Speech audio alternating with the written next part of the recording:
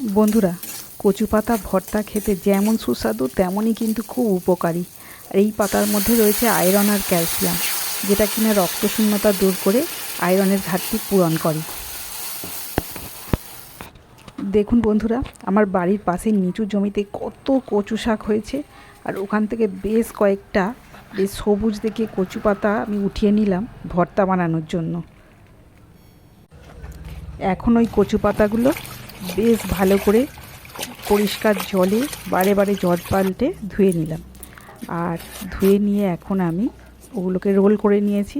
আর সবুজ থেকে পাতাগুলোই নিতে হবে, যেগুলো হলুদ হয়ে গেছে বা পাকা পাতা নেওয়া যাবে না।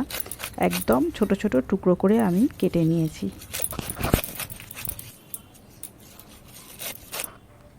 একদম ছোট ছোট করে টুকরো করা হয়ে গেছে।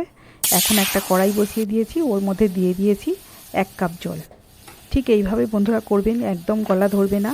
দিয়েছি হাফ চামচ নুন, দিয়ে আমি কচু মানে শাকগুলো আমি ওর উপর দিয়ে দিয়েছি। দিয়ে গরম জলের মধ্যে দিয়ে আমি ঢাকা দিয়েছি। আর মাঝে হাফ চামচ নুন দিয়ে দিয়েছি, মানে ছোটো চামচের হাফ চামচ নুন দিয়েছি। দিয়ে আমি ভালো করে ঢাকা মুড়ে দিয়েছি। যখন একদম জলটা শুকিয়ে গেছে, দেখলাম যে ঢাকাটা খুলে মিনিট 3 পরে 3-4 পরে যখন দেখলাম যে একদম ঢাকাটা খুলে জলটা শুকিয়ে গেছে, তখন আমি তুলে নিলাম। মানে তুলে নিয়ে একটু ঠান্ডা করেই আমি মিক্সি মেশিনে দিয়েছি। মেশিনে দিয়ে আমি ওর সাথে আর কিছুই দিইনি, ভালো করে আমি মেশিনে পেস্ট করে নিয়েছি। এখন একটা কড়াই বসিয়ে দিয়েছি। ওই কড়াইয়ের মধ্যে আমি দিয়ে দিয়েছি 2 চামচ মতো তেল দিয়েছি। তেল দিয়ে সরিষার তেল দিয়েই রান্নাটা করতে হবে। আর দিয়ে দিয়েছি কালো জিরা ফোড়ন, কালো জিরা, শুকনো লঙ্কা দিয়েছি 2টো, দিয়েছি 2-3টে কাঁচা লঙ্কা। আর তার মধ্যে দিয়ে দিয়েছি রসুন কুচি, 7-8 কোয়া রসুন একদম ছোট ছোট টুকরো করে কেটে নিয়েছি।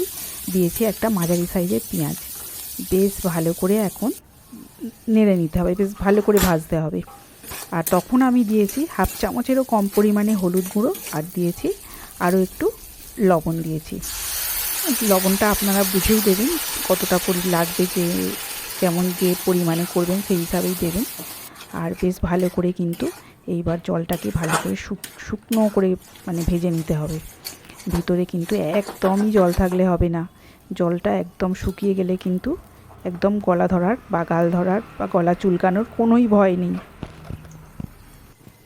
বন্ধুরা, জলটা যখন একদম মানে কমে আসছে, শুকিয়ে আসছে, তখন আমি দিয়ে দিয়েছি হাফ চামচ চিনি।